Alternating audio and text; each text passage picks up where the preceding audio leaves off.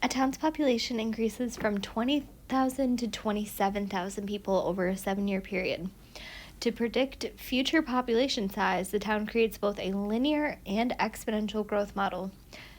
And we're going to write these as points 0, 20,000 for that initial year where they're doing the study. And then 7 years later, they're at 27,000.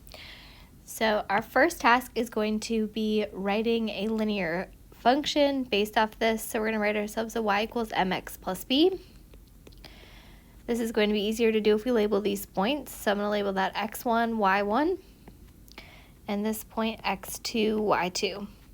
That way our first step to writing a linear function is finding m, which is y2 minus y1 over x2 minus x1. And then we can sub right in. Y2 is 27,000 minus y1 is 20,000. There's our difference in population over our difference in years is 7 minus 0 years. So we can tell that the population is increasing from 20 to 27,000. That's a 7,000 jump over 7 years. So m is going to be 1,000.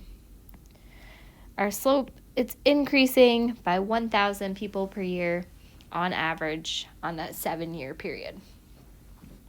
Our second step to writing a linear function is to find b. Well, b is going to be the y-intercept, so it's going to be the y value with 0. So for this one, b is 20,000.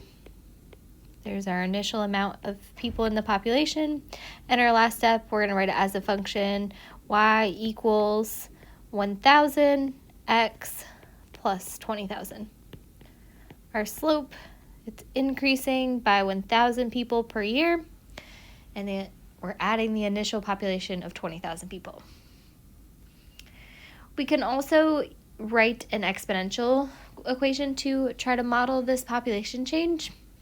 So if we want to write ourselves a y equals c times a to the x, that'll give us an exponential model.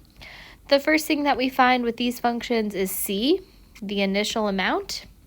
So c in our exponential equation is the same thing as b in the linear equation. The initial amount, or the y value with x is 0, is 20,000.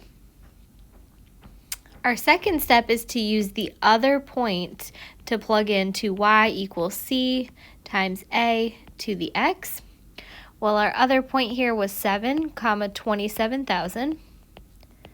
I'm going to use that as my x and my y and replace in here. So the y value of that point is 27,000 equals c, our initial amount is 20,000, times a, what we're trying to solve for, raised to the x value is to the 7th. And now we're trying to solve for a base, not an exponent. If we were trying to solve for an exponent, we'd have to use logs to bring the exponent down. But here we're just trying to solve for a base, which means we're going to use either like a square root, a third root, or in this one, it's going to be a 7th root. So we want to get a by itself. First thing that we're going to do is divide both sides by 20,000. We don't want 20,000 times a, we want a by itself.